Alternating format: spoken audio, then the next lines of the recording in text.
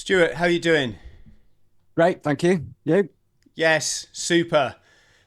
So, friends, Stuart approached me in the last couple of weeks and said, would I read his wonderful book? Here it is. It's called Automatic Peace.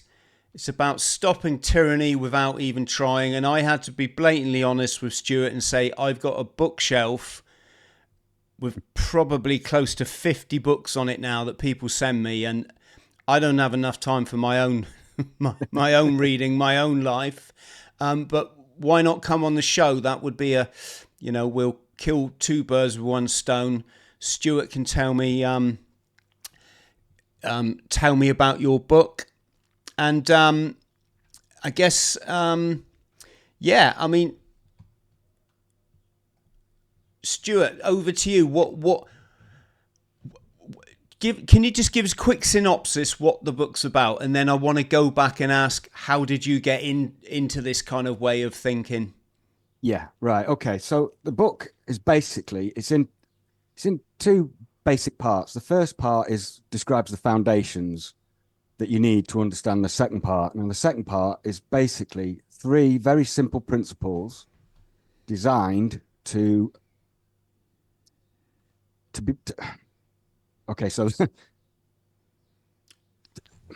I don't know if that's the right place to start. I think the best place to start is what the problem is, Go on then. because I think because I've heard you talk on various conversations you've had where you've mentioned how healthy is it for us to spend all our time thinking about the horrors of the world and all the problems that we're facing and lowering your vibrations, and that's where I started, like with these, overfaced by a multitude of problems.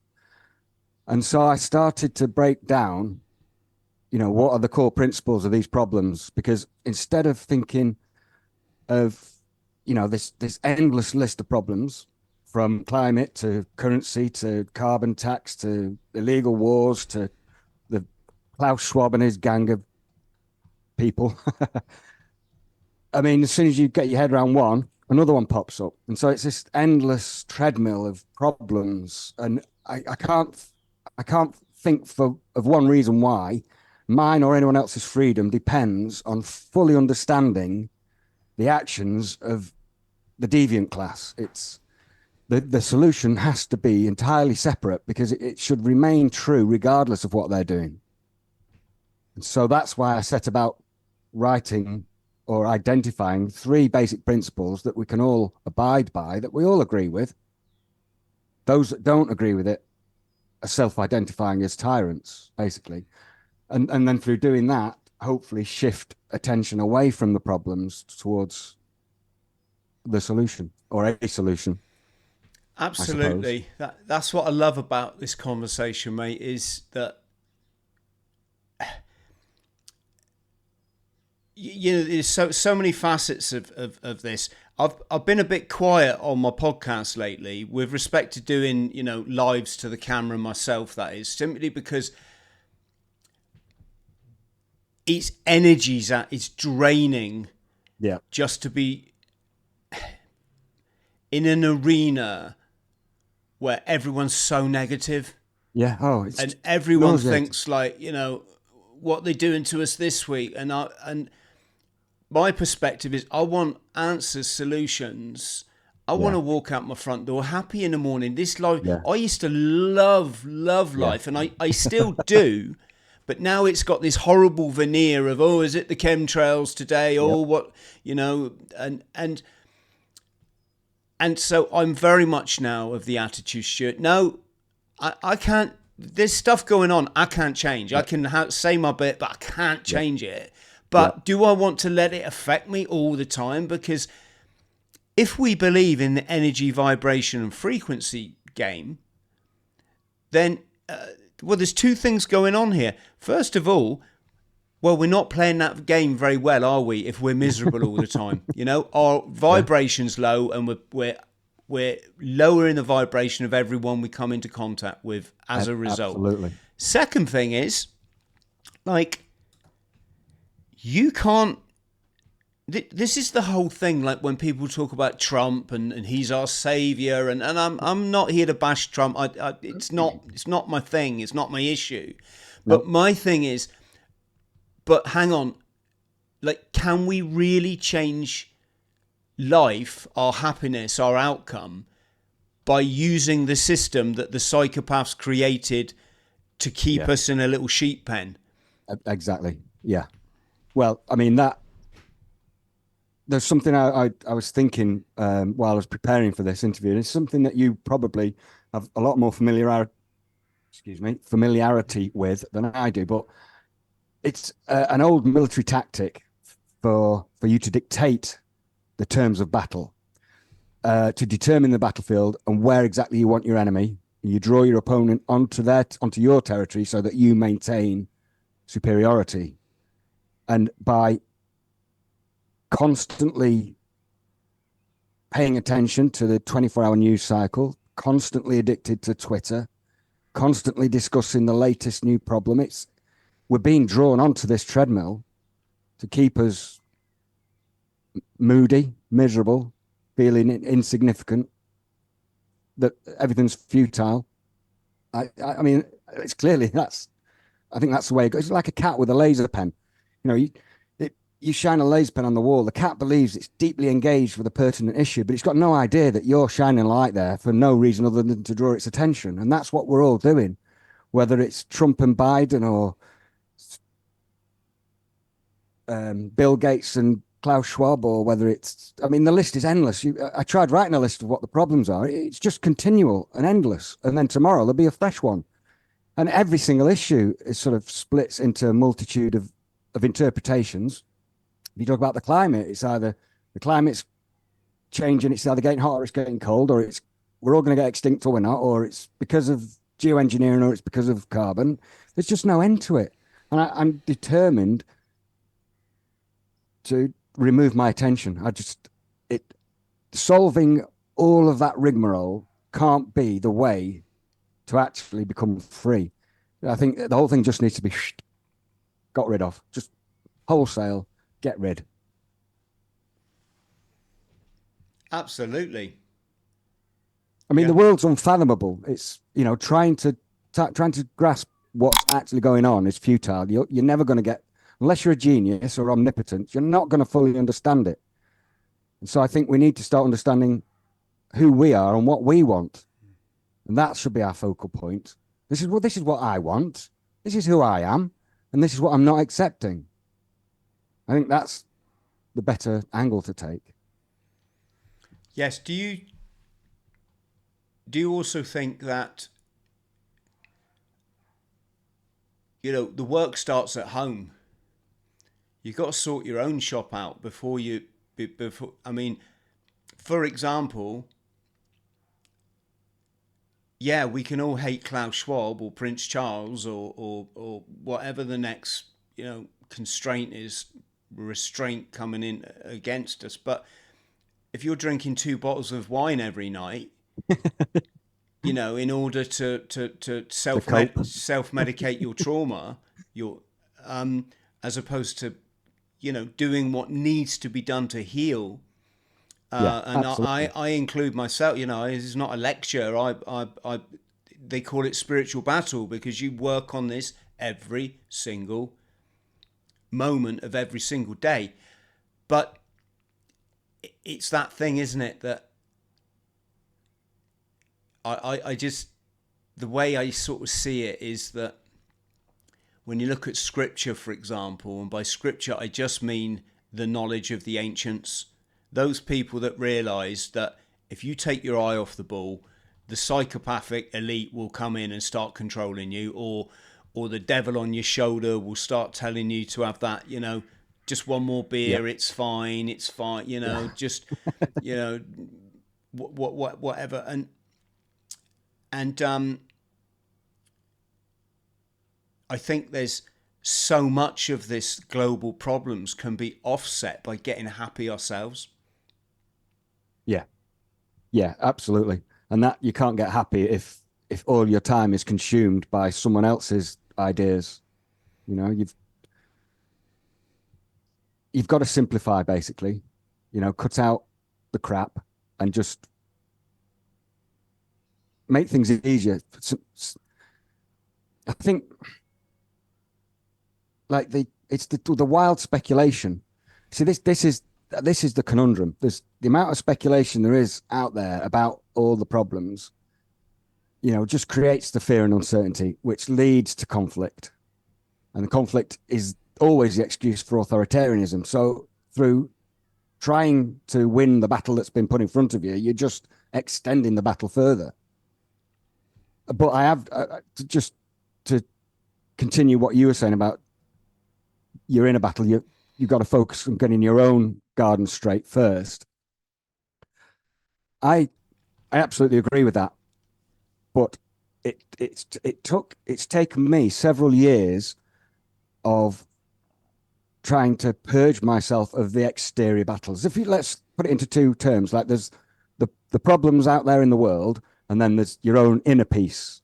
And it's taken me several years of coming to peace with the outside world enough to be able to take my eye off it and think, right, okay, now I get my own head straight. Do you know what I mean? I'm not saying it should be the other way around, but part of getting your own inner peace, you can't focus, like, let's say you were drinking 2 bottles of wine a night to cope with the whatever situation you're in, the fear that you're in. If that fear is sort of an unrealistic obsession anchored in the outside world, I think finding some amount of peace about what's happening outside to allow you to then focus inside, because I found myself so concerned with everything that's going on outside that I didn't have time to find inner peace, thinking, oh, I've got to get that straight first. But it was only through going through writing this book when I put it all into perspective, thought about it to such a degree that I could reduce it down to inside. So, oh, it's not a big problem, it's a small problem, and I can forget about it long enough to think about me, if that makes sense. It's too big of it's such an overwhelming problem that people are being so overwhelmed by it. It just needs just to be reduced, scrumpled up, just pushed to one side, and then you can just really start to enjoy yourself again. I can't remember. I mean, well, I can because I do it now, but prior to that, I spent years of not being able to go outside with a smile on my face, thinking, oh God, what's happening today? Or what are they going to do? Particularly through the whole COVID debacle. That was just pure mind terrorism for nearly 3 years. I mean, that was bloody horrendous. But, I'm really now, I wake up with a smile on my face, and even though there might be lines in the sky, I don't walk around with a knot in my stomach about it, because I know the conclusion to that is inevitable. It's coming at some point. Yes, because if we play this right, it's like playing a game of chess when you know the checkmate already. Yes. Yeah. Yeah. That's it. That sums it up. That's the perfect soundbite for it. That absolutely. Yes. But it's getting there for everyone, because at the moment everyone's running around like chickens with their heads cut off. What's your background, Stuart? I'm a graphic designer, a print designer. Worked in print all my life, and I think I know that's what's informed starting this publishing company, rather than, I don't have any social media. I refuse to use it. I have one website, and I print material that can be picked up and held. Hold it in your hand. It's not going to be edited by Amazon before you download your next copy. It can't be shadow banned. It's entirely independent, and it's mine and everyone else's. You can put it in your pocket and walk around with it. You don't need electricity to read it. I think real world experiences are vital. I mean, what we're doing now is fantastic. Technology is brilliant, but it's kind of a Faustian deal. There's so many other things that snuck in the back door with it, but there's nothing untoward about owning a book. Having a piece of paper in your hand, something tangible of actual worth, and not just another piece of digital detritus floating across the internet. Graphic designer, you say? Yeah. My old nan used to say, if you find a good graphic designer, shoot him before he turns bad.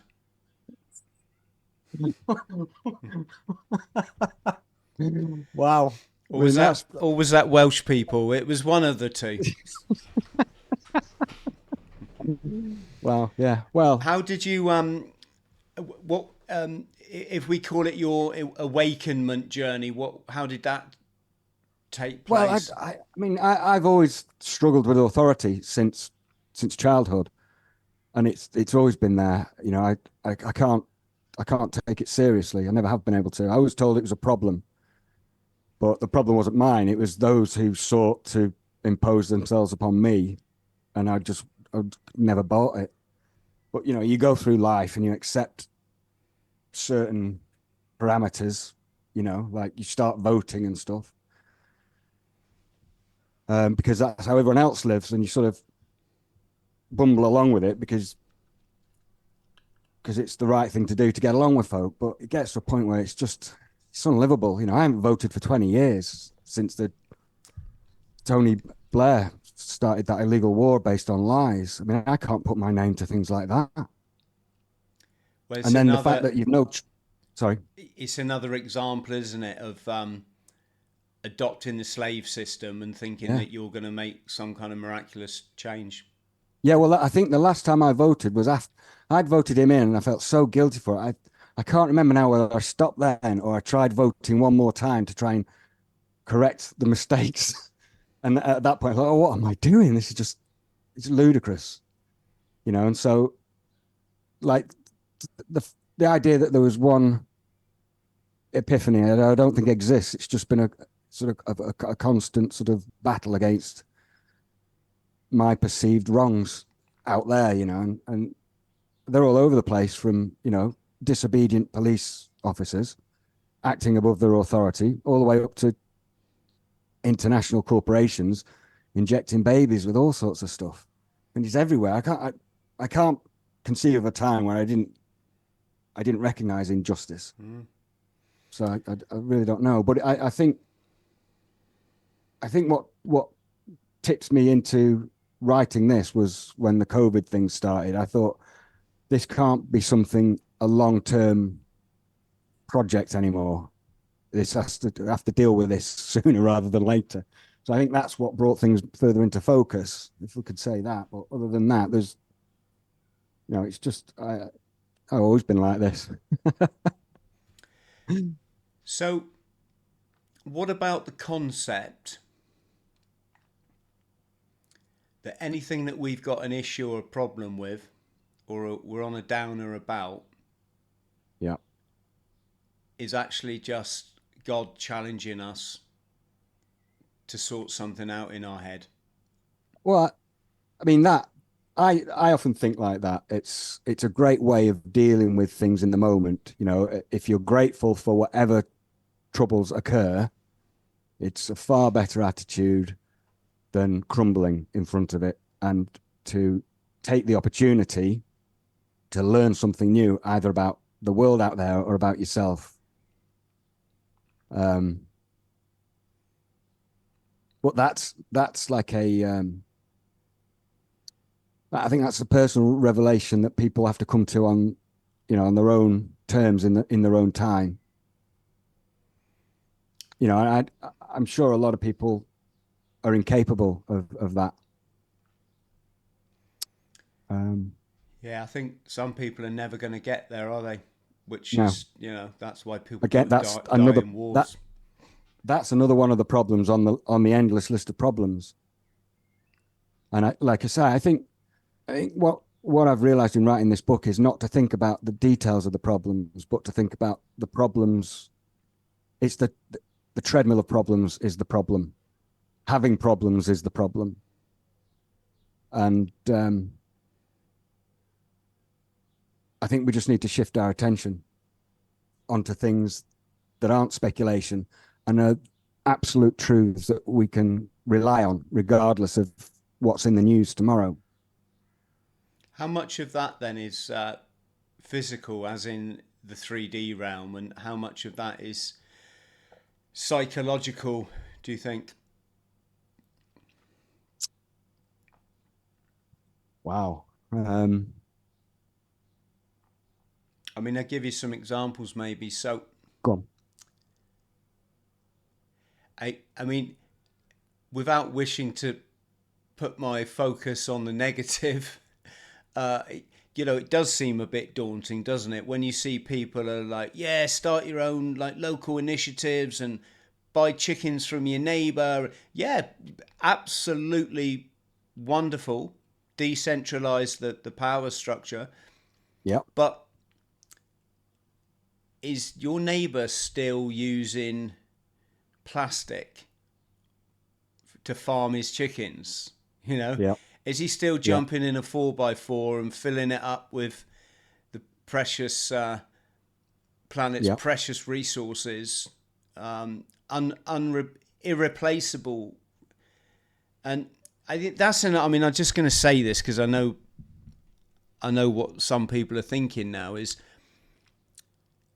you see, I do believe in climate change, and I do believe it's that man has had a huge effect on it. I think the oh no, CO2 is good for the I think all that is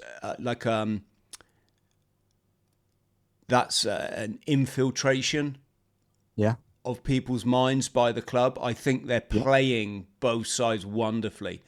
Absolutely. They've got the Yeah. Just Stop Oil to give you the impression that anyone that thinks using oil is a problem is just a pain in the ass, scruffy student who needs dragging out the street when they've blocked the road, and it's funded by George Soros. Yeah. Why Yeah. would he do that? He's literally the definition of a controlled opposition. Yeah. And if everything's about electromagnetic frequency, and we know that I don't want to get too scientific, mainly because I don't really understand it to that level, but I do understand that the Earth has an electromagnetic force field, or Yeah. creates one as it's spinning in the universe, and that as such, if you're screwing with the planet in terms of physics, so in terms of taking the precious metal or any metal out of the planet and bringing it to the surface, Yeah. you've changed the dynamic there. You Yeah. just have. Yeah. It's not meant to be, we're not meant to have these superstructures above Earth. That rock and it's supposed to be in here, or if you take all the oil out of the planet, and I know there's an argument that it grows back and that oil is not a product of decaying forests, but let's just not go there for this narrative. But like, it's there for a reason. Surely it's like the natural shock absorbers of the planet. It's Gaia, it's Mother Earth, it's an ecosystem.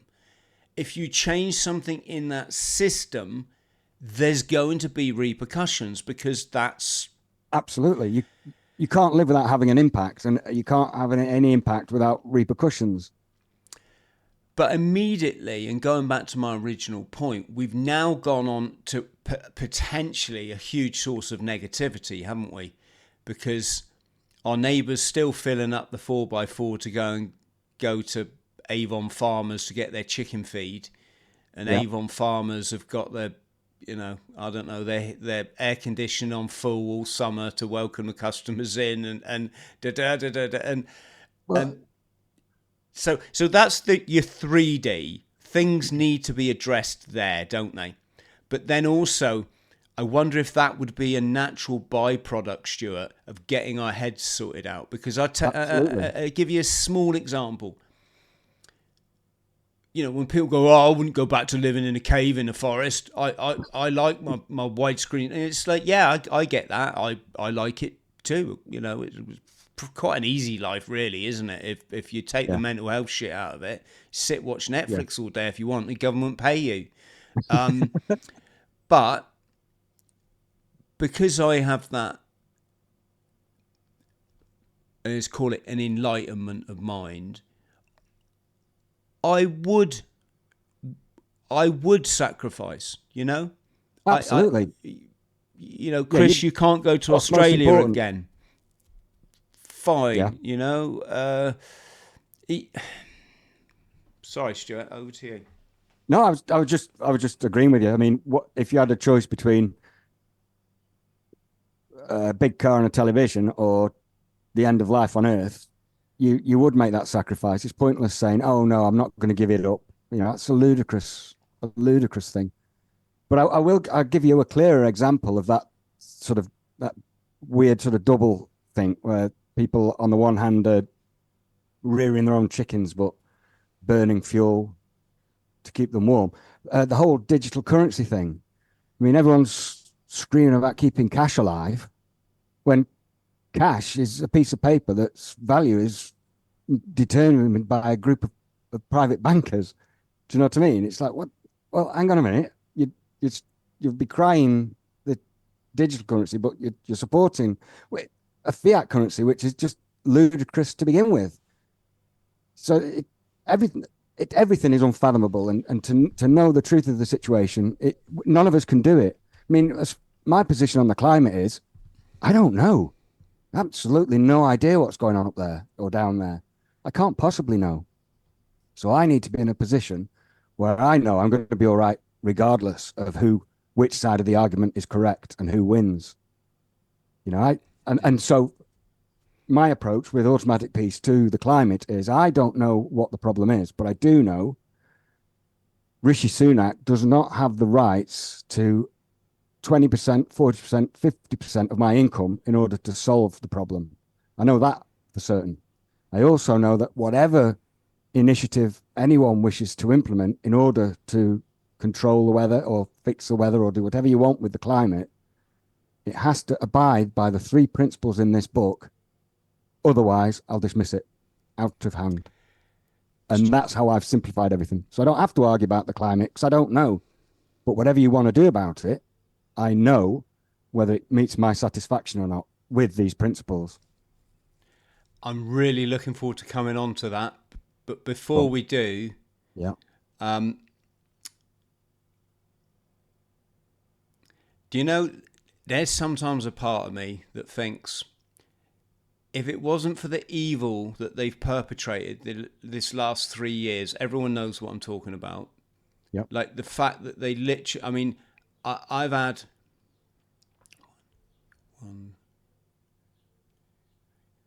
4 members of my family have had strokes. No way. And 2 of them are under the age of 40-ish. Bloody hell. Yeah.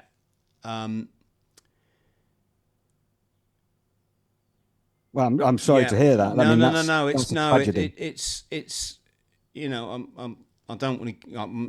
I'm not at liberty to give any more details because I haven't had a conversation with these individuals. I don't know whether they have made the connection. I made it immediately when one of my family came back and went, "Yeah, I went for the thing today," and then literally within 6 days, they were hospitalised. Wow.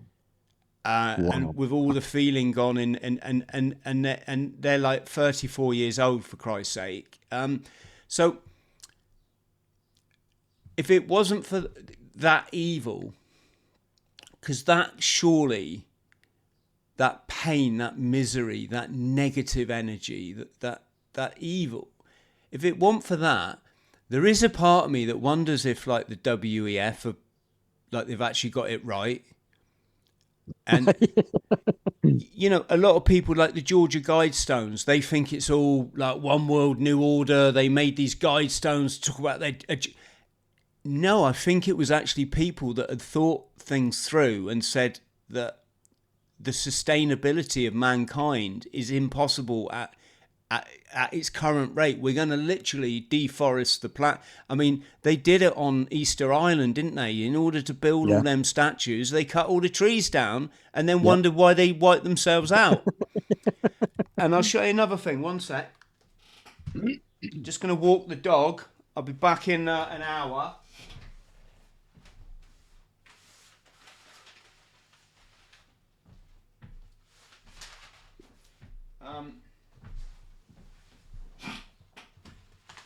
this freaks people out as well.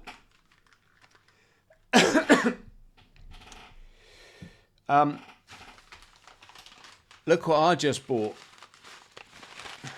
What's that? Bugs. Oh, bloody hell. Oh, Christ. Have you tried them yet? Oh, of course I have. But I've been eating them all my adult life. Well, I ate them as a child. My mum used to say, if a worm went by, the first thing I did was put it in my mouth. One of them come out me nappy, right? I think this is the other thing as well, is people think that they're broadening their mind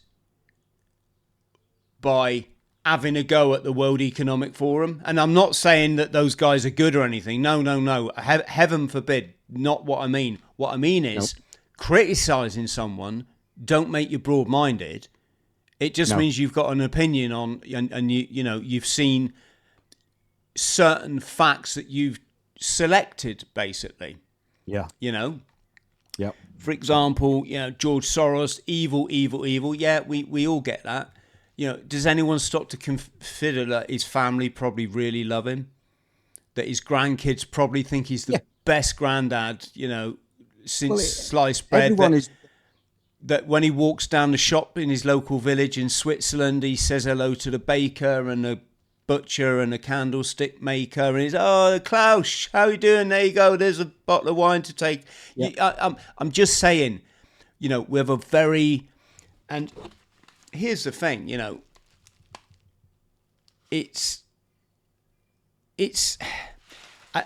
I just find it fascinating that,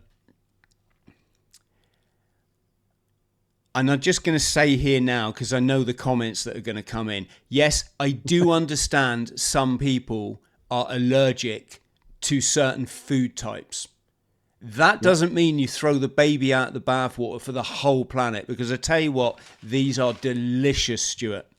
Yeah. They are absolutely fine. If you were starving in a life raft for 76 days and someone's saying, Chris, spicy bugs, you would rip their arm off, because you'd eat that. Because you want some. You'd eat their arm. Yeah. But then you'd eat the bugs. There's nothing wrong with it. It's what we ate in Africa. The kids would go and get you a load of locusts and crickets and grasshoppers. There's a street in China. The whole street is just bugs.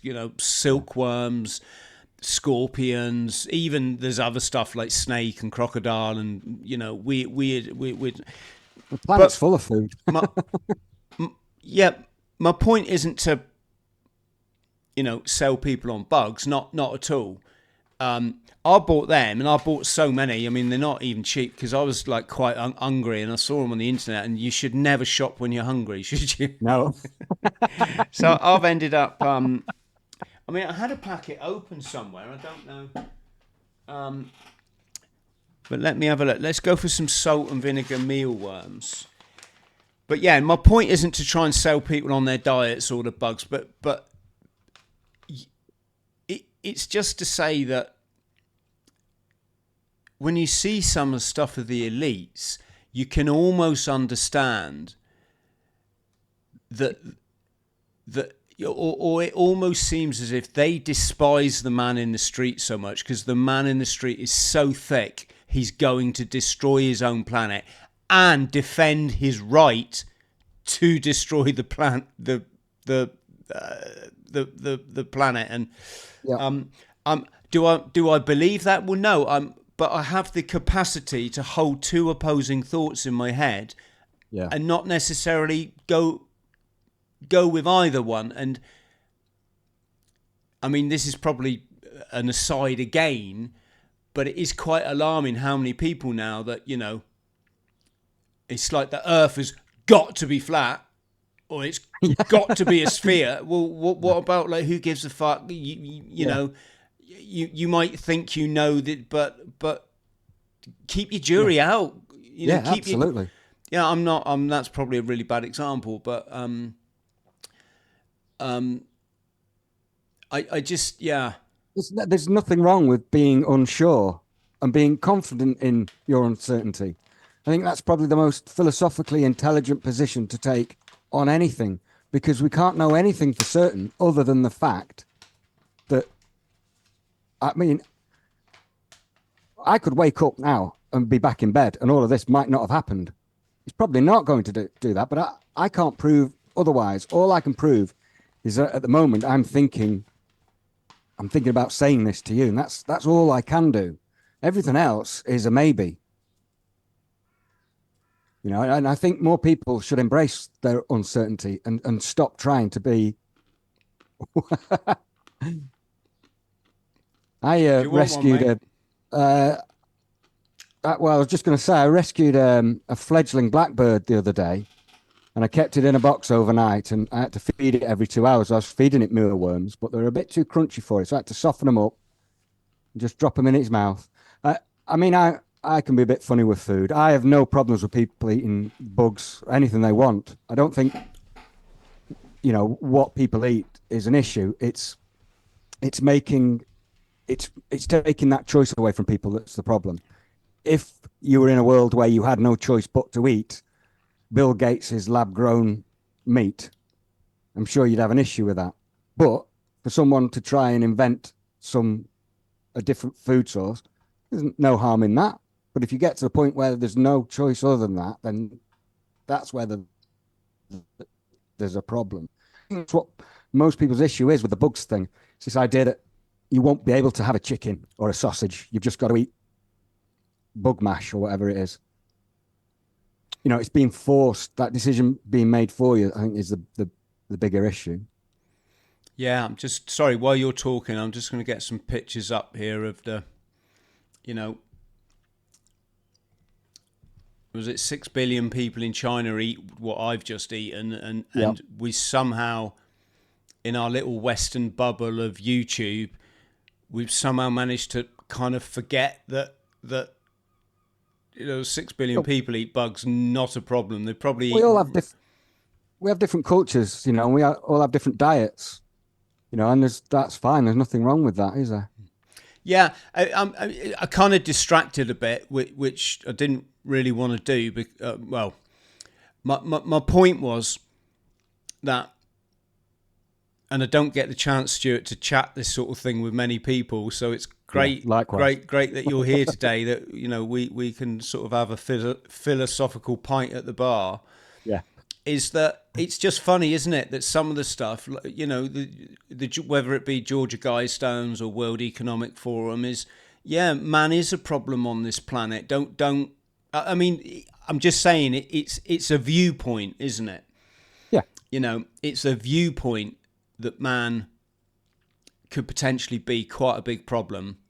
Yeah. Because look at Easter Island. They thought they was cool. Yeah. They had it all sus. They're building their statues to the deities or whatever. They're looking at the far rising sun, and they were so clever that they chopped the trees down and they all died. It's not real, and I think people have the abundance thing wrong. I don't think it's talking abundance in the three-dimensional realm, as in, there'll always be fish in the sea, there'll always be coal and oil in the ground, it's fine, there's plenty of fun, and I also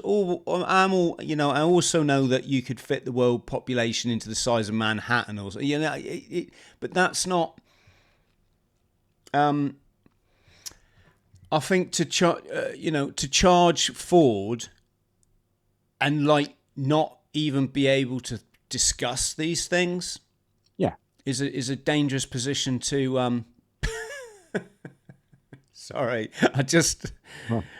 I'm not even going to say the word. It's part of a sheep's body that has just popped up on the screen. There's some scorpion, and these scorpions are fine, mate. Honestly, there's well, there you go. In Cambodia, you eat tarantula. Like I say, I'm aware some people can't stomach it. That's but that's proper. It's choice. It comes down to choice. People should be allowed choice. I don't think.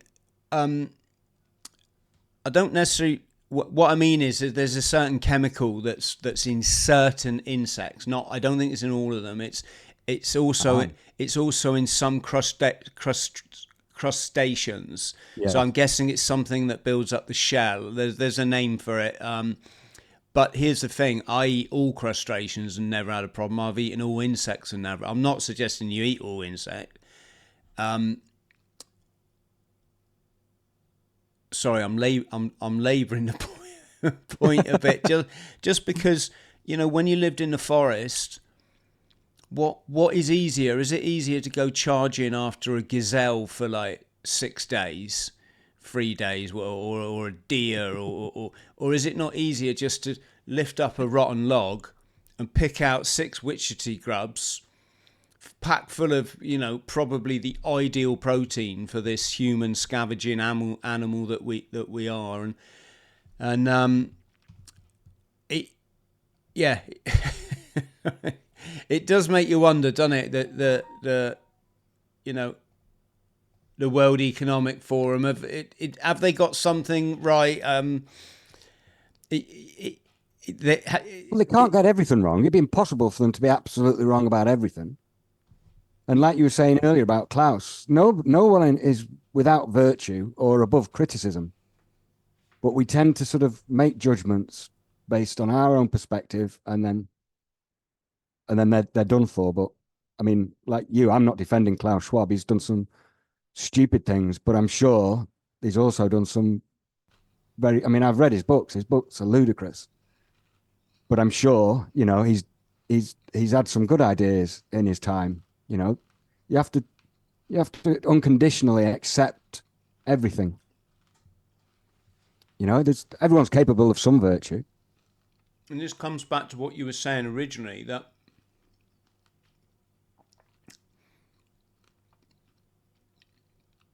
you know,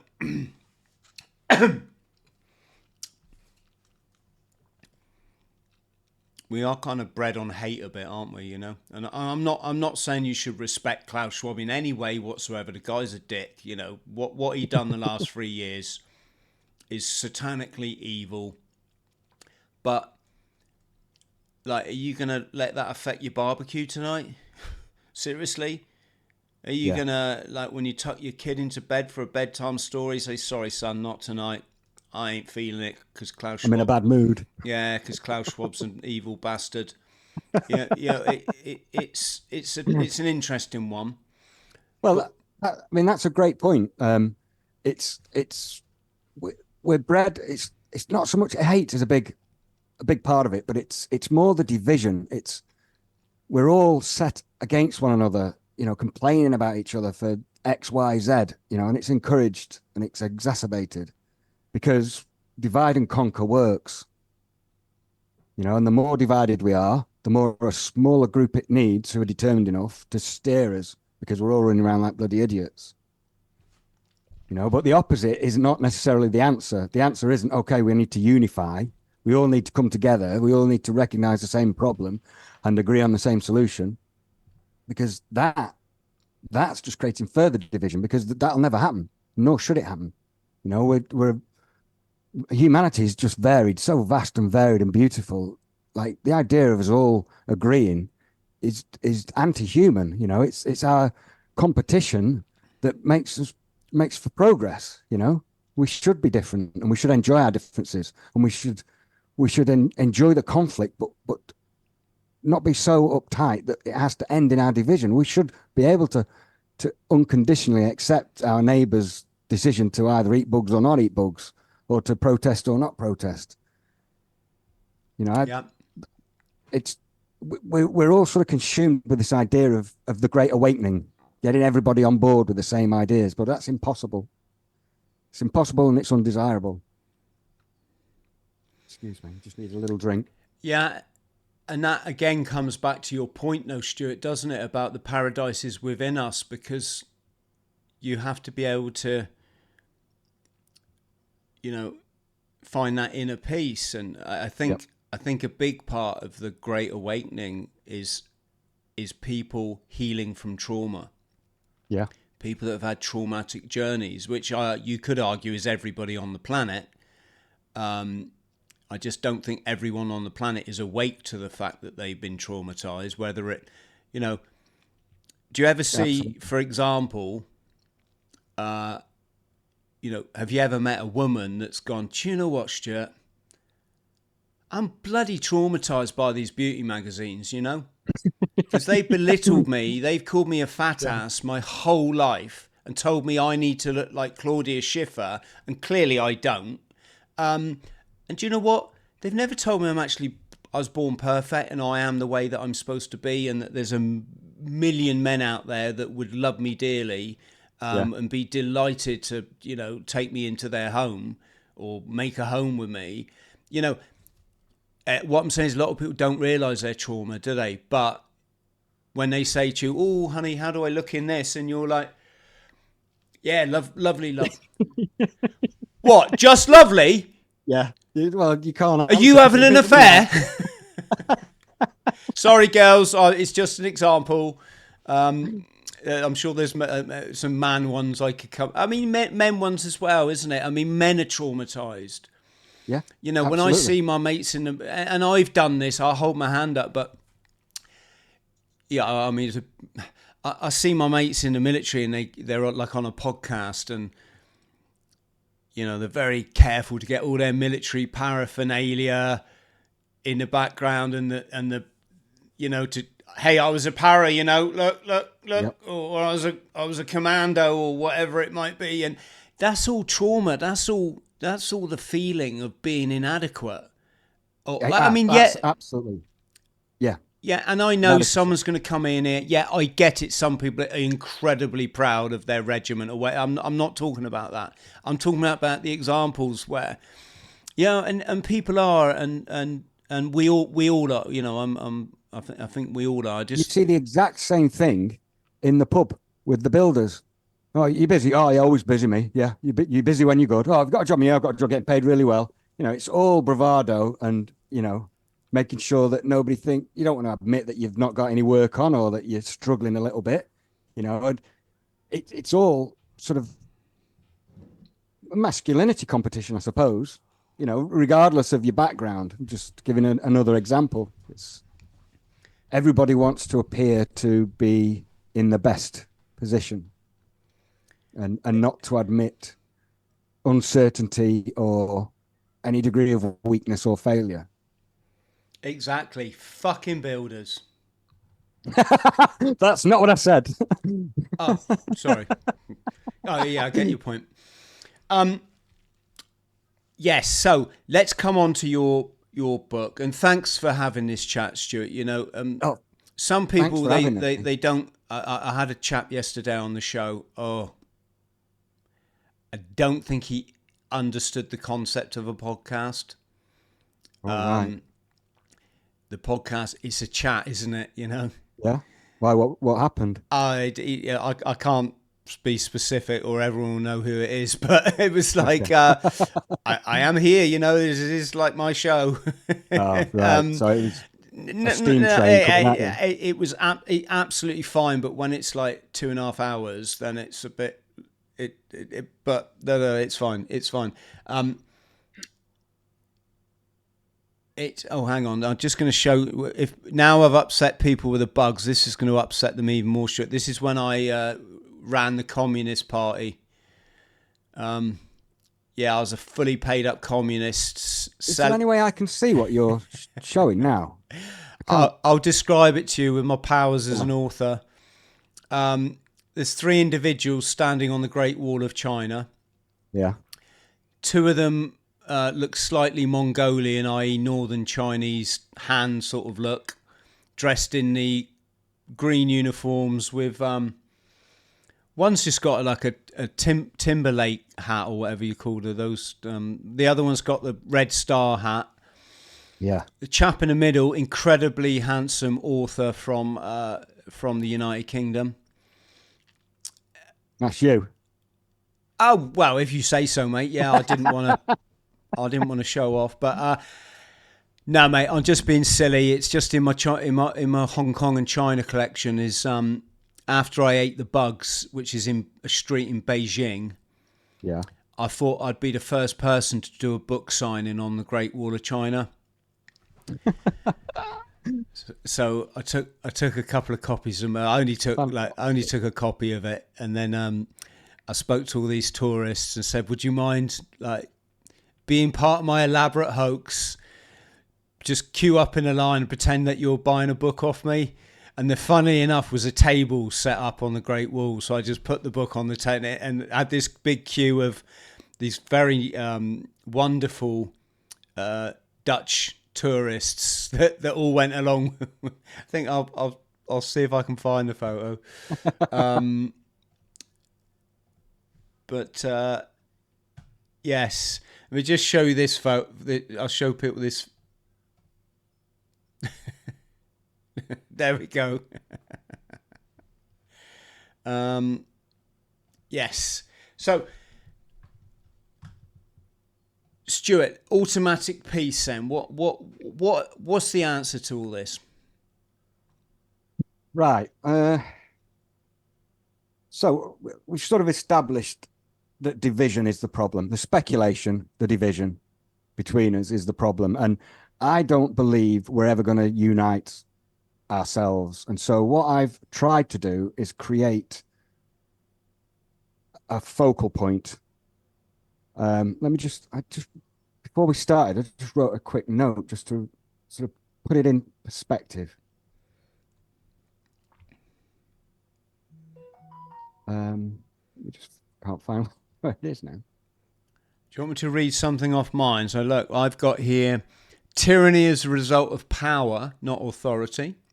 Yeah. Power comes from being stronger or more persuasive. Yeah. Being superior. Yeah. It is possible that a minority of any population could gain superiority over the majority as long as the majority remain divided. You will never convince everyone to see the problem as you see it, and even less chance of agreeing upon a solution. The end to tyranny does not mean seeing eye to eye with everyone. In fact, we do not even need to like each other. That's pretty good because I hate everyone. So what I'm saying basically is, let me put this in perspective. I don't know if have you ever read this? It's a fascinating book. It's for its exploration of false flag operations perpetrated by the military. These are military operations described. I thought it was in here, but I've gone back through it to find the original quote. It might have been a different book, but the quote was, any regime needs only a third of the population to support it for it to maintain its power. And so that's where all of this started. I thought, well, how can that be that a third of the population can dominate 2/3? But if you really start to break it down, that 2/3 isn't directly opposed to the third, because within there you've got the ambivalent, the indifferent, the ignorant. Some people don't know there's a problem. Some people don't care there's a problem. Some people know there's a problem, but not sure what to do about the problem. There's only a portion of those that are in opposition to the third. And so as long as you maintain a third in support of your own ideology, you can dominate the other 2/3 effortlessly. And that's an established mathematical fact. It's not my fact. I've read it. So I started to break it down in my own mind, and I think it's worse than that. I think as few as 10% of a population could dominate 90% given the right circumstances. And the more things the other 90% are given to think about, the more divided they remain, and the more that 10% maintains their dominance.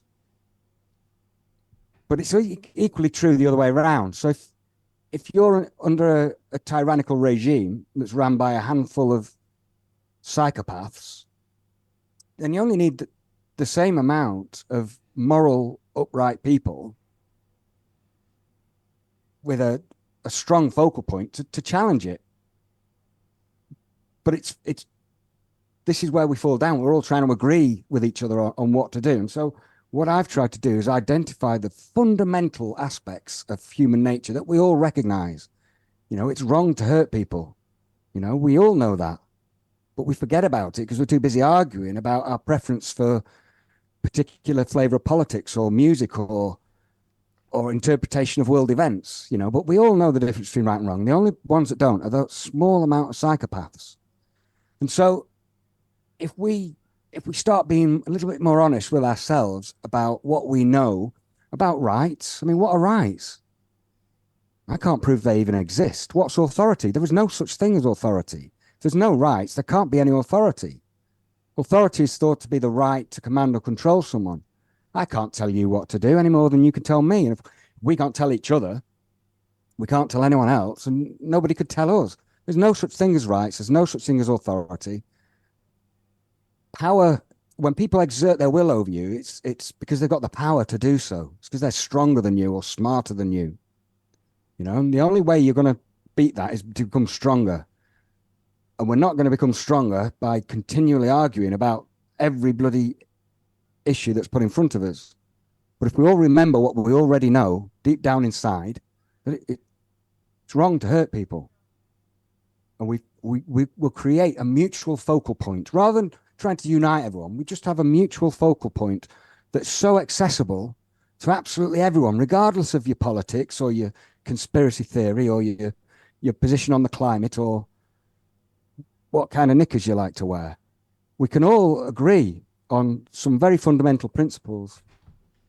And eventually, the more people are in direct support, upholding some noble principles, then we'll outmatch that third or 10%, however large they are. We'll outnumber them effortlessly without trying to agree on the problem or what to do about it. We've just simply shifted the argument back in our favor.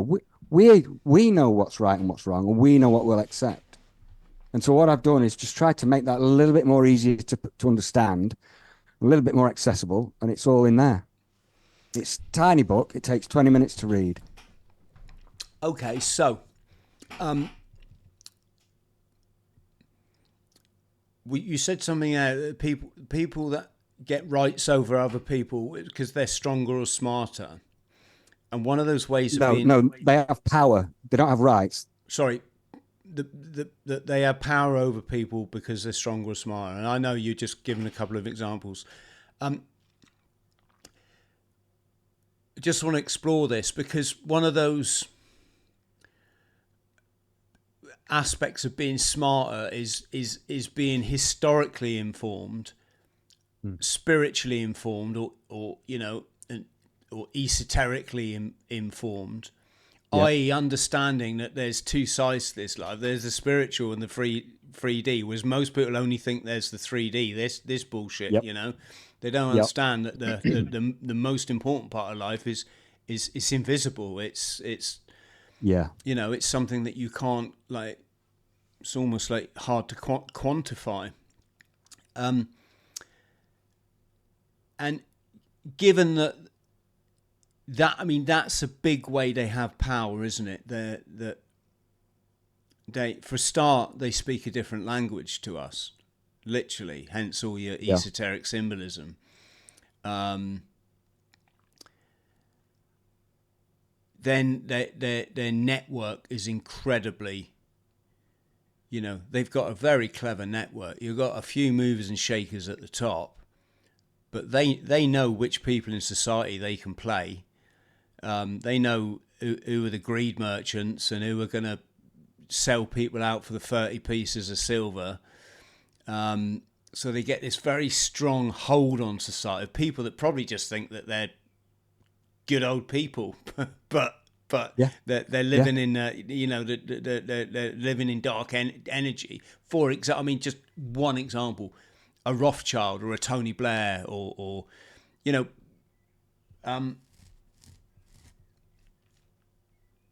and again, I'm not trying to cause division because it's even ourselves, isn't it? We're all we can be good one day and be really bad the next, and be completely unhelpful to society.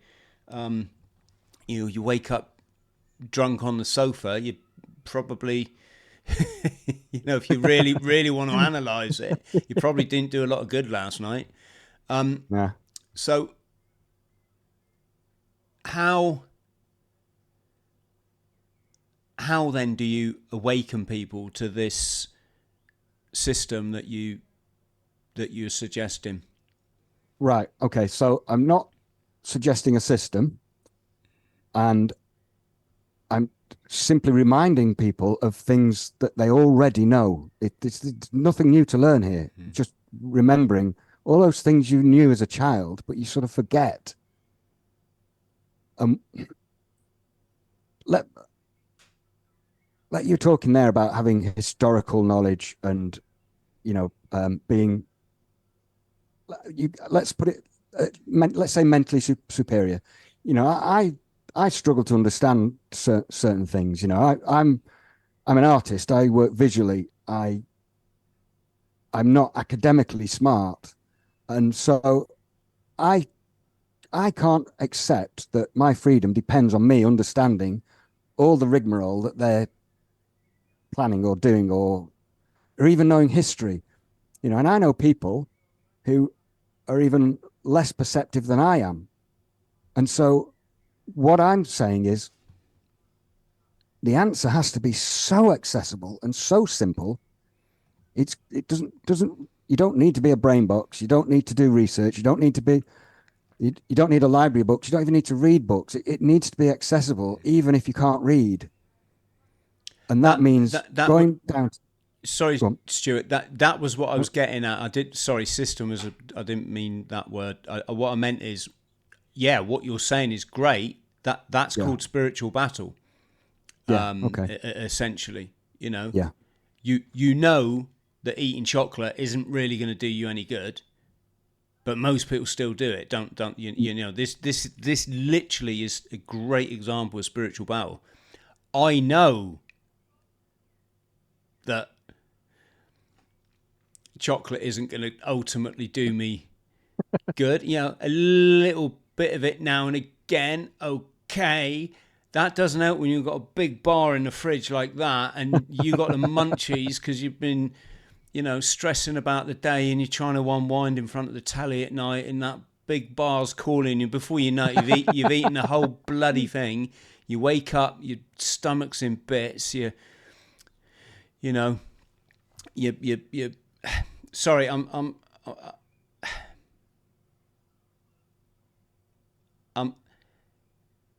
yeah. I'm just trying to relate to what you're saying. Like I know that driving a gas guzzling car isn't a good thing, but I still do it, don't I? I know that probably, I don't know, binging on Netflix for 2 hours in the evening is probably a lot less helpful than if I was to go for a walk around the block and then get an early night. Yeah. For it, but I still do the bloody Netflix, don't I? So what, and I'm quite an aware, fairly, enlightened person. How do we get this? Do you see what I'm trying to ask you? How do you get people to do the right thing? Even they might know the right thing. How do you get them to do the right thing, or how do you apply it? Yeah. How do you even get? Most people aren't even aware of what the right thing is. I don't mean that like nastily or anything. I'm just saying if if you used to stop a carpet rep at the petrol station and say, "Oi, mate, do you know what you're destroying the planet, Bob?" But he'd look at you like, "What the fuck are you talking about? Go away from me, you weirdo!" And quite rightly so. But what I'm saying is, some people don't even engage on any kind of level on like diet. Diet's a perfect one. The key to optimum health, and people fed up with me saying it, it's just understand your body's alkalinity, your pH level. It literally is that simple. And you can rectify any problems in your diet just by getting some of this stuff. Right? You can get it online everywhere now. All you have to do is one drink of this a day, you'll be like me. Well, I mean, I can't speak for you, but I can tell you I haven't been ill for 24 years, right? Wow. So simple. I get some people to follow that advice because I'm a life coach, and they come to me and say, Chris, and I say, listen, Yep. what did you eat last night? Well, steak and chip, omelette and chips, pasta. What do you have for breakfast? Oh, like porridge oats. It's healthy, Chris, isn't it? Porridge, and a load of milk on it because milk's good for you, Chris, isn't it? And it's like, okay, we've got a bit of work to do here. You clearly have no fucking clue whatsoever about what a human being, naturally should put in their body. But like I say, that's people that have come to me because they want the answers in life. So they're receptive, aren't they? What I'm saying, Stuart, and again, I mean, no, I'm not here to criticise because doesn't matter how other people live their lives, matters how I live mine, doesn't it? What I'm saying to you is most people, if you just start doing this, are just like, what the fuck are you on about? I'm just going to go and eat what I want when I want. And cancer is just a lottery, isn't it? It just happens to some people, and it's nothing to do with my, nothing to do with my life choices. So you just have to let them. That's their choice. Yeah. I just simple. I just wondered with automatic peace, what's your vision of how people are going to? I can't.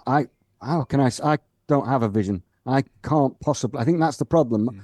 Most people try to organize, but I think life self-regulating. It'll organize itself. It's not for me to say. If you take the example of the guy at the petrol station, you're explaining to him about his gas guzzling machine, and he's not interested. Well, it's none of your business what he's doing, unless what you perceive his actions to be actually causing you harm. At which point, you've only one recourse, and that's criminal prosecution. Otherwise, it's none of your business. You've got to let him get on with it. Yeah, so that wasn't my point, though, Stuart, wasn't it? I wasn't trying to sound high and mighty and telling other people how to live their life, because I drive a gas guzzling car, I eat shit, and I watch Netflix. My point is, what you're saying is very profound. Yeah, the ruling elite, if we're going to call them that silly phrase, the psychopath class, the deviant class, have got us by the balls very simply because they understand a bit of history. They know a bit about biology and human psychology, and they use an esoteric language that the average person doesn't understand. And by language, I include money in that, Babylonian money magic. They're very good at what they do. I get it that if we all understood what they're doing, you could crack it tomorrow. But do you envisage? And as we said earlier, we know the end of the chess game. We know the checkmate, and the checkmate is we win. I don't even know if you say we win, because that's division, isn't it? There isn't an us and them. There's just the all. No, it's we. It's all of us. Yeah, including them. We all win. So. Yeah, oh God, this conversation's thrown up so many different factors. For example, everything's perfect now, isn't it? Yeah, you can't be any other way. This is it. This is how it's meant to be. Absolutely. Get used to it. It's, make of it what you will and get out and smile. Yeah. So,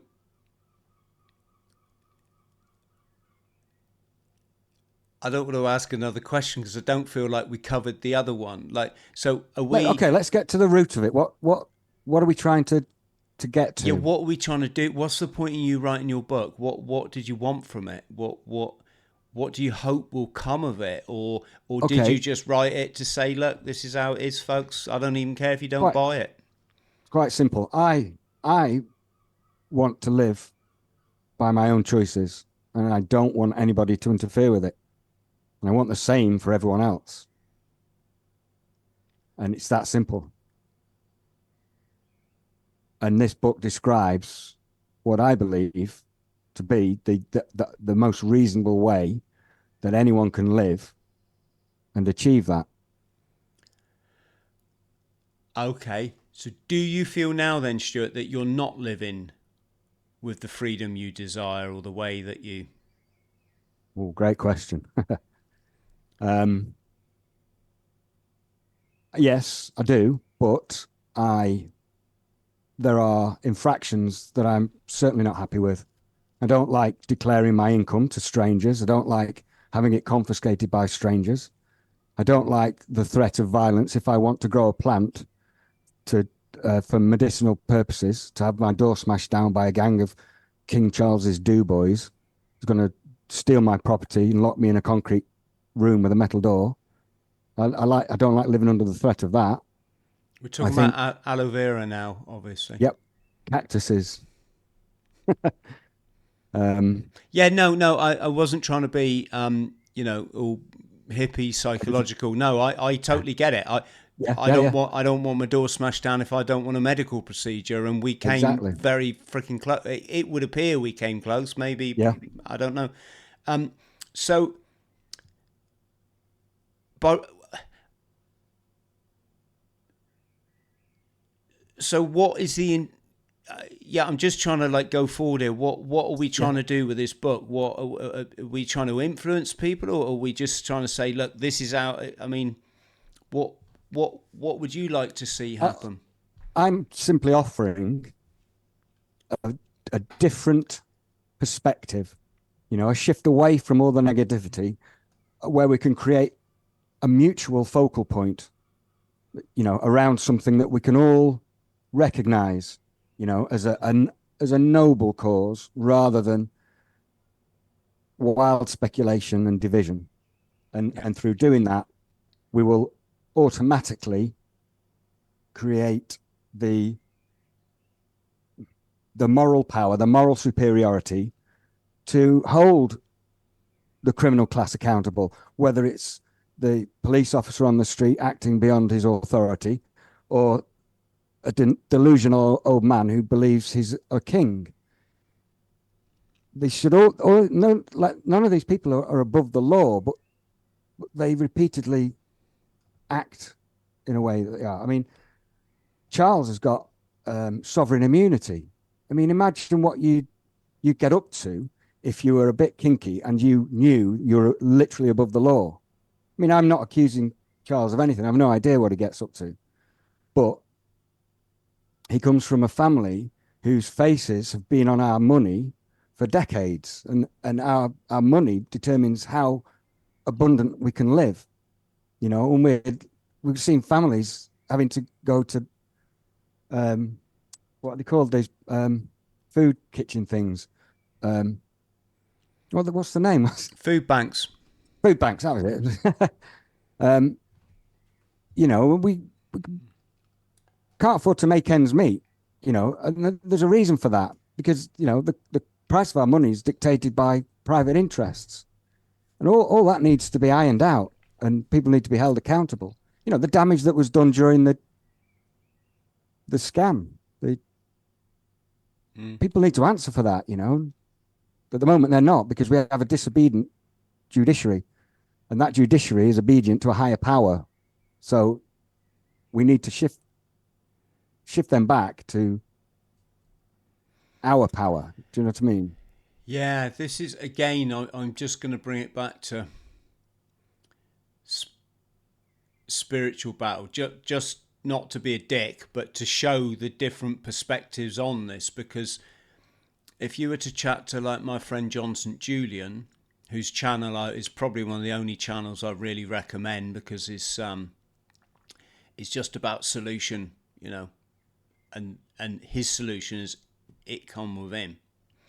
Yep. And I'll be honest, I don't entirely get it, which is why I still spend a lot of time exploring everything that's out there, as as you and me both do. But John would say something like,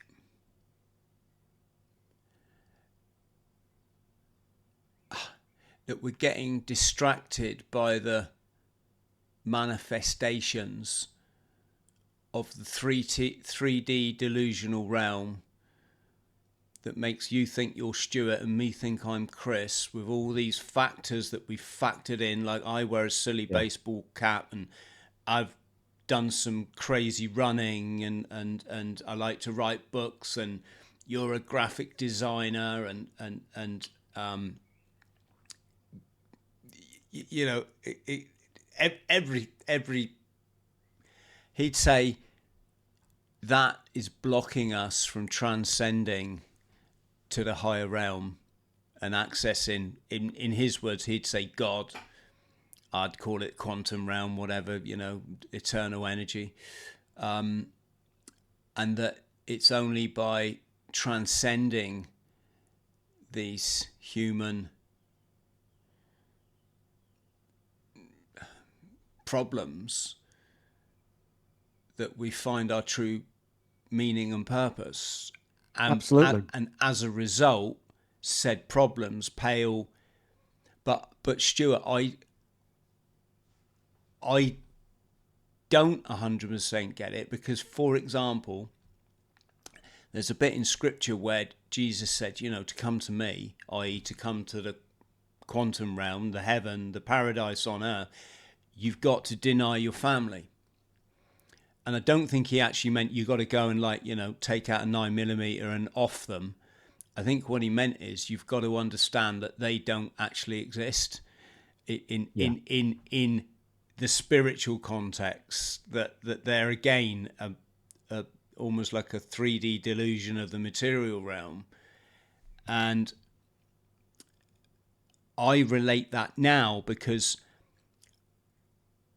I don't know how far you take this. Because if my front door smashed in tonight and they came and took my family away for not having a certain, you know, procedure, and they, heaven forbid, you know, put them up against a wall, and I don't know if I'm supposed to go, hey man, it's all just quantum realm. Yeah.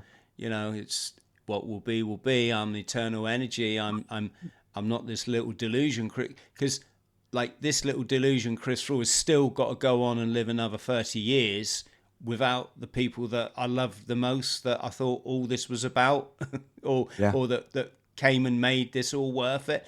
So does this make it, am I making any sense, Stuart? Yeah, absolutely. Because you're describing the same conundrum that I'm in.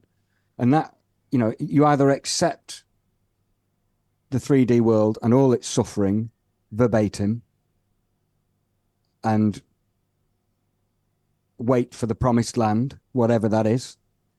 And you just have to let them do what they want to do to you. But then the ego kicks in, and who wants to sit there and have some deviant in Switzerland determine what he's going to do with you? You know, pride kicks in. And I think those two are just features of the eternal battle that you just have to accept. And that's another reason why I wrote the book, to give the inner peace the break from the external rigmarole long enough to consider the bigger picture. You know, you might also consider that, you know, this idea that we should sort of accept that this is all an illusion, and we're all living elsewhere, going through this earthly realm as an experience. You could consider that as a great way for your overseers to encourage acquiescence to their way. You know, it might be a big trick to get you to go, well, whatever, it's only a game. And so they can continue their devious little plans for you. And you'll never know. You'll just never know. Yeah, I think there's a bit of both there. That This and is what it has to be. It's that constant duality, the battle, and you won't. I don't think you'll solve it. It's the process is. It's like what I think it was Alan Watts said. You know, if the purpose of listening to a record was to get to the end, you just put the record at the end and you wouldn't hear the record. You put it at the needle at the start and you listen to it all the way through.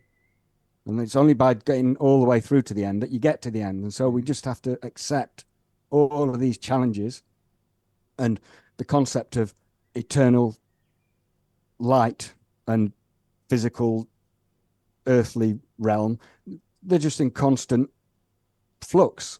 And I think it might very well be beyond our all human ken to ever grasp it. We just cling on for the ride. See, this is why you hear a lot of people say, "Oh, that's new age nonsense," or they'll say, "Oh, the new age, it's controlled by the control." And I'm just It might be, it might not. Well, I'm just going to put a few things out here, and I'm not defending anything either way because it's, it's irrelevant, isn't it, what I think? But definitely becoming spiritual makes you less of a dick. And I should know because I've been a fucking idiot some parts of my life, and probably not the bits that people think so, but I was very deluded as a young man. And what I thought made you a man, for example, I was just like on this massive crazy deluded ego trip thing, so definitely. For example, how many people are precious about their cars, Jesus Christ. I remember I went up the back of someone on my motorbike once, and as I lay there, in a semi-conscious state in the middle of the road, the bloke and the woman got out, came to the back of the car, completely ignored me, potentially dying on the floor, looked at back of the car and went, "Ew, you ruined our car!" And I just remember lying there thinking, fucking how thick are fucking people, Yeah. How fucking thick can people be? And because the spiritual, it's just a lump of metal. Who cares? It's a rusting lump of metal that, to be honest, the more flashy a car you have, it generally means makes people think you're a bit of a dick. Yeah. Especially when you get a private number plate, then they really know that you're a dick. Like compensating for something. Yeah, exactly. And so I'd say that, attaching minimal emotional attachment to material objects is probably a better way to go. That's the spiritual way, when someone dies in my life, and I'm, the closest that's come to me personally is losing two best mates, lifelong best mates to drugs and alcohol. Wow. One of them, literally drowning in front of me. Not that I saw him drown. I mean, he's lying dead on the beach at my feet. Wow. And two parents, the proverbial, I held them in my arms as they died, which is, one of them was poisoned. Asbestos poisoning. Oh, wow. And here's the thing. I genuinely think that I can walk away from those situations I've just described to you and not bat a fucking eyelid. It's called life. Get over it. Move on. Yes, you can sit there cry. I'm not saying that you shouldn't miss someone that you love. But what I am saying is you shouldn't fucking wallow in it. Because it ain't going to do you no good, son. Son-ess. Move on. They would just want you to be happy. And my mate, Lee, bless him, I know now, if he caught me moping, he'd be, "Oi, Chris, man the fuck up, man. Go and have a beer and fucking move on." And I'm like, "Yeah, sorry, mate." I mean, the consequences just aren't worth it. If you crumble, you're fucked. You've become your own worst enemy and your own game's over then. It's reality, deal with it.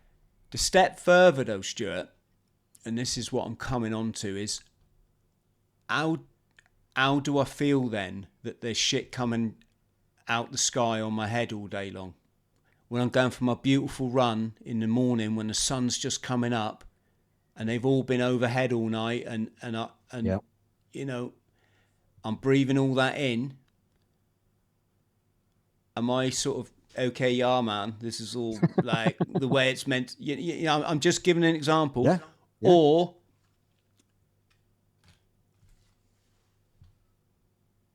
Or they come for your close family.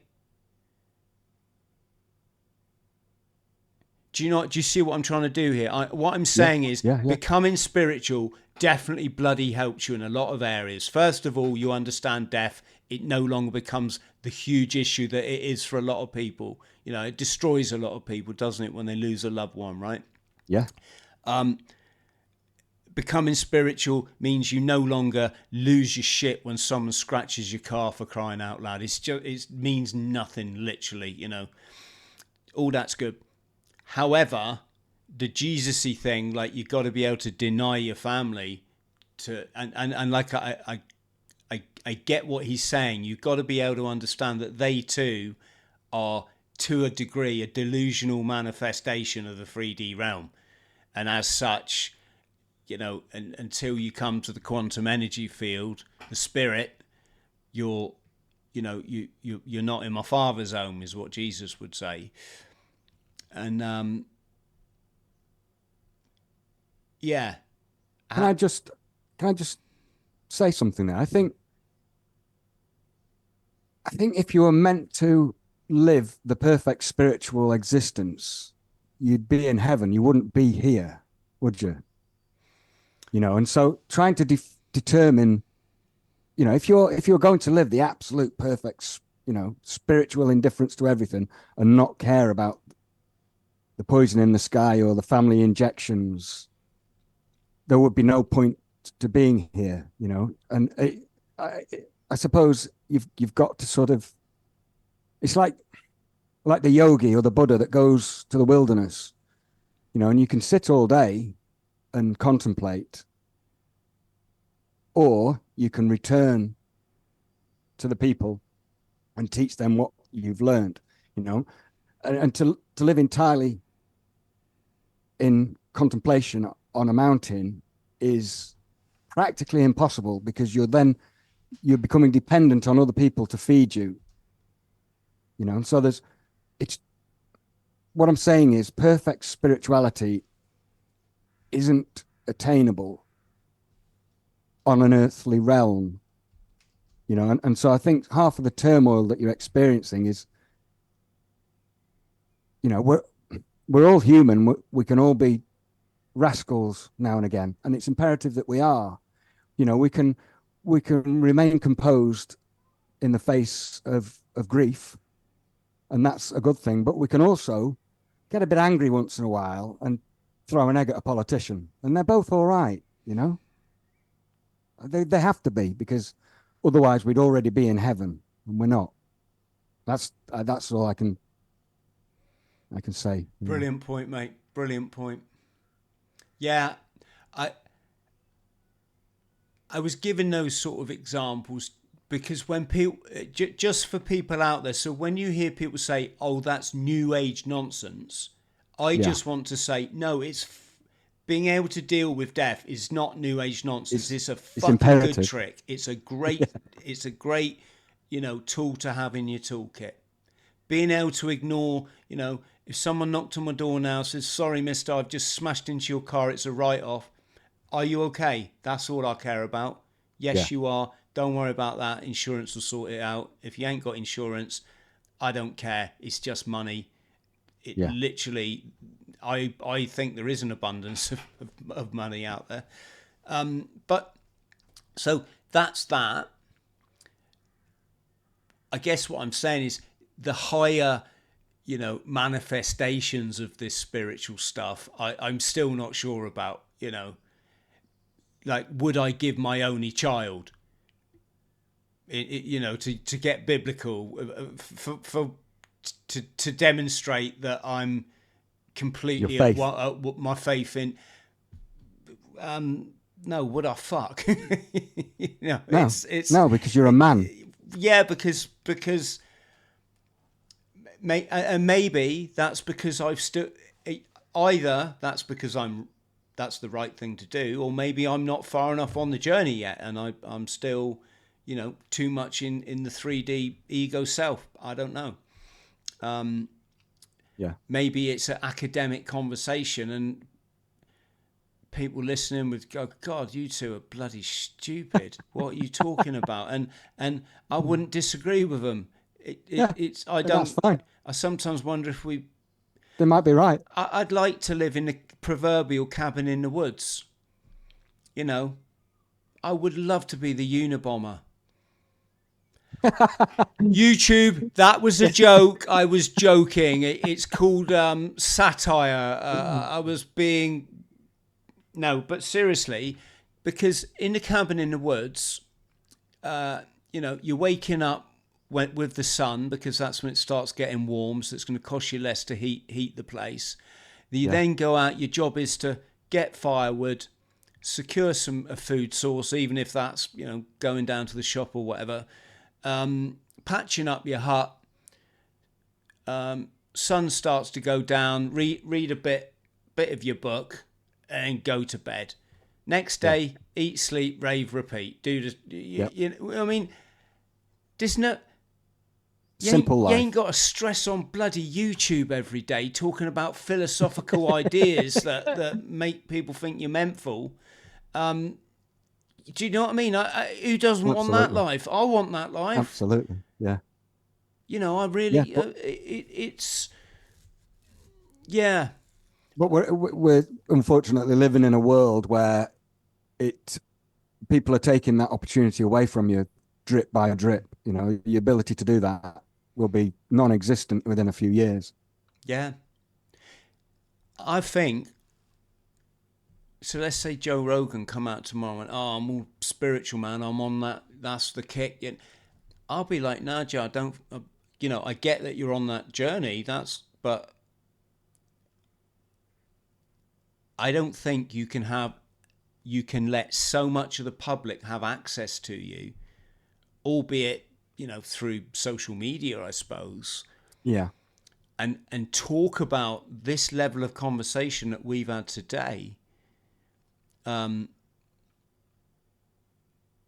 albeit not much higher level really than what we used to have getting stoned on a come down. But so nothing's changed in 30 years. No. What I'm saying, Stuart, is this affects my spiritual battle to the negative. I don't mean meeting wonderful people like you. I bloody love this, it's great. Yeah, I'm enjoying this. What I mean is that, my brain's whirring away in such a high gear now that I'm as far from spiritual as you could bloody possibly be.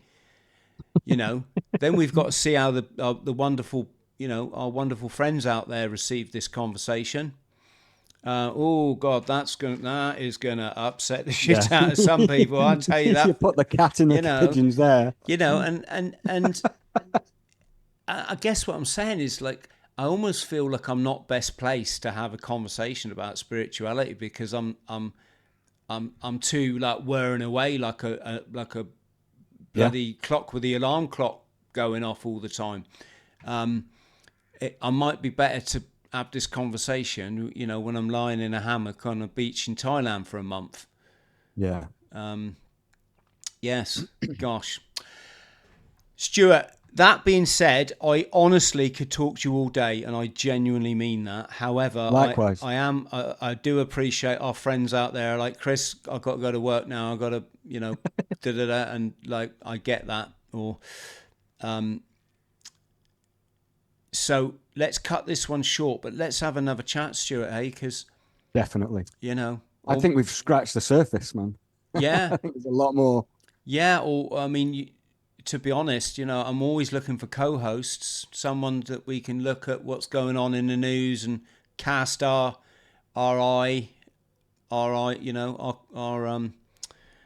humorous yet critical eye over it. So let's That's an interesting idea. Yeah. Yeah, definitely. Stay on the line. So your book, I'm just going to get your website up so we give you maximum exposure. Yeah. Great. Thank you. Before I do that, I'm just going to show everyone this picture of like King Charles. If there was any doubt he's in the Khazarian mafia, I think this early photo of him just puts it all to bed. There Can't wait to see it. It's yes. So, automaticpeace.com. Yeah, that's it. Nothing you were else. Lucky to get that bloody that URL, weren't you? Well, I've been through several on the journey to get here, and the final incarnation was as unique as I could possibly make it, and as simple and as memorable, and I was lucky. If you don't mind me saying, did you have to pay a few quid for that? Nope. About 20 quid. Bloody hell. I think I bought howtowriteamemoir.com. Yeah. That's one of the books I've written, and I thought that, let's nab the web page in case stupidly I managed to get like 950 spare hours in my year, which is never going to happen. But I had this deluded idea I was going to put it all up on a website, and I think that one cost me like £2,000. Bloody hell. Yeah. Well, I can imagine, yeah, because that's got fairly broad appeal and a large industry behind it. Yeah. For our Atlantic row, getting oceanselite.com was just too much of a... God. For a start, I think it was already sold, but even if it had been on the market, they'd probably want something like 30,000 for that. Easy. I'd suggest more for something like that. So we went for Oceans Elite Row and got it all for 16 quid or whatever it is. Yeah, great. So there you go, folks. Look, automaticpeace.com. I really like this because it's solution based. As you can tell from Stuart, folks, he doesn't really have a dog in this fight in any sort of way, is he? He's not. It's just a concerned citizen like many of us, but one that is intent on solution rather than just fear mongering and making another scary video or whatever. So there you go. Yes. So. That just leaves me to say, folks, thank you so much to our people on Locals. In fact, Stuart, have you got a moment to go over to Locals? We'll just talk for 10 minutes on there, or are you? Don't even know what Locals is. Okay, I'll explain that to you. I'll explain that to you in a second. It's Locals, folks, is our other video platform. It's completely uncensored. So if we want to talk about medical stuff on there, for example, we don't have to use, silly code. If we want to explain to people the machination, the mechanics of the world that you can't talk about, in the mainstream, we do it on Locals. It's a free platform, folks, although you can subscribe to us on there. And thank you to everyone that has. I mean, financially, you can subscribe. Thanks to all our Patreons, $1.99 a month. Or thanks to everyone that's just become a YouTube member for $1.99 a month. There's load of benefits there, folks. If you can like and subscribe, if you like this video, that would be great. That just leaves me to thank Stuart again. Stuart, stay on the line. And much love to Stuart and much love to you all out there. Thank you.